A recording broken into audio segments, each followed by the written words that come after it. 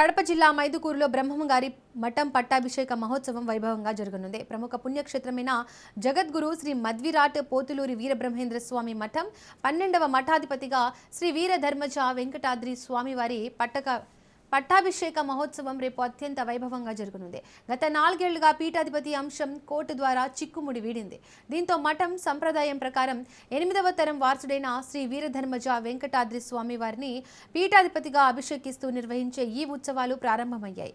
వేద పండితుల మంత్రోచ్చరణాల మధ్య వివిధ హోమాలు, పూజాది కార్యక్రమాలు నిర్వహించనున్నారు. ప్రధాన ఘట్టమైన పట్టాభిషేకం శాస్త్రోక్తంగా జరగనుంది. ఈ చారిత్రాత్మక ఘట్టాన్ని వీక్షించేందుకు రాష్ట్రం నలుమూలల నుండి వేలాదిగా భక్తులు, స్వామివారి శిష్యులు తరలివస్తారని నిర్వాహకులు తెలిపారు. భక్తుల కోసం అధికారులు ప్రత్యేక ఏర్పాట్లు చేశారు.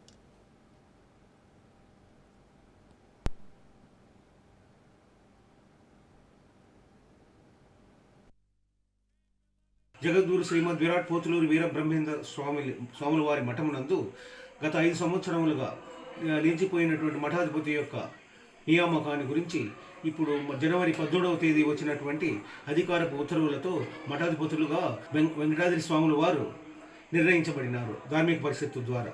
కాబట్టి ఈ యొక్క కార్యక్రమాలు ఫిబ్రవరి 26వ తేదీన పట్టాభిషేకుతులు అవుతారు. అనగా 24, 25, 26వ తేదీలలో ఈ యొక్క ఉత్సవాలు జరగబడుతుంది. అధికారికంగా ఈ యొక్క ఉత్సవాలకు అంటే మఠం తరఫున ఈ యొక్క అంటే పట్టాభిషేక ఉత్సవాలకు ప్రభుత్వ అధికారులను మాత్రమే మేము ఇన్వైట్ చేస్తున్నాము. చలువు పందిర్లు మరియు వారికి ఎంతమంది వచ్చినా కూడా అన్నదాన సౌకర్యం కూడా మఠం తరఫున ఏర్పాటు చేయడం జరుగుతుంది.